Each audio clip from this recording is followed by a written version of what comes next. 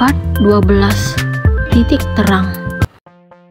Ray masih tidak percaya dengan perubahan sikap Andini. Wanita itu tiba-tiba melarangnya bertemu Devi hanya karena seorang Alea, sahabat yang sudah lama berpisah dengannya. Ia tidak tahu bahwa Andini telah terpengaruh dengan hasutan jahat sahabatnya itu. Ketika ia membawa Alea ke rumahnya, telah terjadi pembicaraan panjang antara ibunya dan gadis itu. Saat itu, ia tidak dapat mendengar pembicaraan mereka karena dirinya sengaja menghindar dengan mengurung diri di kamar. Ia merasa kalau Alea sangat berubah. Alea lebih berani dan perubahan itu membuat Ray merasa tidak nyaman. Ketika Ray sedang asik menyendiri di kamar, Andini berbincang dengan akrab dan semangat di ruang TV bersama Alea. Sikap Hendra sekarang beda ya tante. Alea mulai membuka pembicaraan tentang Ray. Kamu masih aja panggil dia dengan nama belakangnya ya. Andini mencubit lembut pipi Alea. Kebiasaan dari dulu tante. Oh ya, tadi kamu bilang sikap Ray berubah. Kenapa kamu bisa bilang seperti itu, Al? Andini penasaran dengan ucapan Alea. Tadi di kampus, dia lagi ngobrol sama salah satu mahasiswi tante. Dia menghindar dari Alea. Tante udah bisa menebak, itu pasti gadis yang Ray cintai. Sikapnya sombong dan selalu menolak Ray. Mendengar penilaian Andini tentang Devi kepada Alea, gadis itu dengan niat jahat langsung memanfaatkan situasi. Tadi juga dia kasar tante. Dia berkali-kali menolak Hendra. Alea sedih melihat kejadian itu. Begitu liciknya Alea yang berusaha menghasut Andini. Padahal sangat jelas antara Ray dan Devi sudah makin dekat, bertolak belakang dengan apa yang Alea katakan kepada ibu Ray. Apa? Gadis itu menolak dan kasar pada Ray? Andini merasa kesal mendengar penjelasan Alea. Iya tante. Alea merasa puas karena berhasil mempengaruhi Andini. Ia berharap agar hubungannya bersama Ray bisa lebih dekat lagi dan mendapat restu dari Andini. Tante semakin kesal dengan sikap anak itu, angkuh dan sombong. Kemarin aja dia berani menolak Ray di depan tante. Tapi saat itu tante masih berusaha sabar. Sekarang tante akan bertindak untuk melarang Ray menemui gadis itu. Tante lebih suka kalau dia mendekatimu. Kalian itu pasangan yang sangat serasi menurut tante. Hati Alea berbunga-bunga karena harapannya untuk dekat dengan Ray telah mendapatkan restu dari Andini. Sekarang tujuan Alea hanya satu, mendapatkan hati laki-laki yang sudah lama ia cintai. Ia ingin membuktikan kepada Ray bahwa hanya dirinya yang mampu memberikan cinta tulus untuk pria tampan itu. 5 menit kemudian, akhirnya Alea muncul di rumah Ray.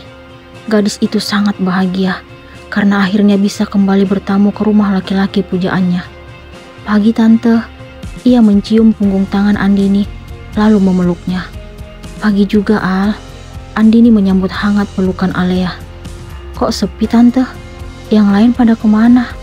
Tanya Alea sambil memandang sekeliling lalu melepas pelukannya. Ray lagi di kamar. Om dan Tania di taman belakang. Semua pada libur ya tante? Iya Al. Kita duduk yuk. Kamu mau minum apa? Tante minta Bi Ina siapin. Andini dan Alea pun memilih duduk di ruang tamu. Apa aja deh tante. Andini segera memanggil Bi Ina, asisten rumah tangga di rumah mereka. Ia meminta wanita itu menyediakan minuman untuk Alea. Sementara itu, Ray bingung memikirkan Devi yang harus pergi dengan laki-laki lain. Pikirannya tidak bisa tenang membayangkan gadis pujaannya itu. Ia kembali memainkan ponselnya. Ia tiba-tiba memiliki ide cemerlang untuk mengirim pesan kepada Tania. Dek, bantuin kakak dong. Isi pesan Ray kepada adiknya. Tidak lupa menyertakan emotikon menyusun 10 jari untuk memohon. Tania sudah sangat hafal dengan sikap dan kebiasaan kakaknya. Kalau ada maunya, pasti memanggil dirinya dengan sebutan Dek. Ada maunya aja panggil Dek. Balasan pesan dari Tania dengan emotikon menjulurkan lidah. Cuma kamu yang bisa bantu kakak. Ray dengan emotikon sedih. Ada apa sih kak? Sepertinya serius banget. Mama gak ngizinin kakak ketemu Devi. Terus mama juga tadi bilang kalau Alia hari ini datang ke rumah kita. Kok mama sekarang larang kakak? Bukannya mama yang paling setuju dengan perjodohan kalian? Kakak juga gak ngerti kenapa sikap mama tiba-tiba berubah. Apa yang bisa Tania bantu untuk kakak? Ray akhirnya menjelaskan rencananya agar dapat meyakinkan Andini. Ia meminta supaya Tania pergi bersamanya keluar dengan alasan ada tugas kelompok mendadak dari sekolah. Tania akhirnya menyetujui permintaan dan ide Ray. Ia senyum-senyum membaca pesan kakaknya itu. Ternyata Sarma menyadari sikap Tania. Ia pun langsung bertanya kepada putrinya itu. Kenapa senyum-senyum? Tania memberikan ponselnya kepada Sarma. Laki-laki parubaya itu juga ikut tersenyum sambil memandang benda pintar milik putrinya itu. Papa setuju dengan kakak kamu, ucap Sarma kepada Tania. Makasih, Pak. Tania jumpain mama dulu dan minta izin. Tania berpamitan kepada ayahnya. Iya nak, hati-hati. Tania segera menemui ibunya yang sedang berbincang dengan Alia. Alia dengan sikap seolah-olah ingin mendekatkan diri, langsung berdiri menyambut Tania. Ini Tania, tante. Tanya Alia dengan pangling melihat Tania. Iya kak, balas Tania singkat. Alia langsung menghampiri Tania, lalu memeluknya. Kamu makin cantik, Tan. Makasih kak, ucap Tania, lalu melepaskan pelukan. Tania mengutarakan niatnya kepada Andini. Tanpa ada rasa curiga sedikit pun, wanita itu membiarkan Ray mengantarkan adiknya. Tania akhirnya berlari menuju kamar Ray untuk memberitahukan kabar bahagia yang akan membuat kakaknya senang. Setelah berpamitan kepada Andini, akhirnya Ray dan Tania keluar rumah hari ini. Ray merasakan kebahagiaan yang sangat luar biasa karena akan bertemu dengan Devi. Kamu keren dek, sukses bujuk mama, ucap Ray kepada Tania setelah mobil meluncur. Siapa dulu dong? Tania. Makasih ya Bawel. Ray mencubit hidung adiknya itu. Tuh kan, panggil Bawel lagi. Tania memajukan mulutnya. Maaf deh, adikku yang cantik. Ray mengusap-usap rambut Tania. Ray dan Tania memarkirkan mobil di depan pintu pagar rumah Devi. Lalu mereka turun. Setelah menekan tombol bel, asisten rumah tangga Devi segera membuka pagar. Maaf Bi, Devi ada? Tanya Ray kepada wanita itu. Non Devi baru keluar bersama Denraka, temannya. Ray merasa kesal mendengar nama laki-laki yang disebut wanita itu. Bibi tahu nggak mereka kemana? Ray makin bersemangat. Bibi dengar sih, ke taman yang jaraknya tidak jauh dari sini. Terima kasih Bi.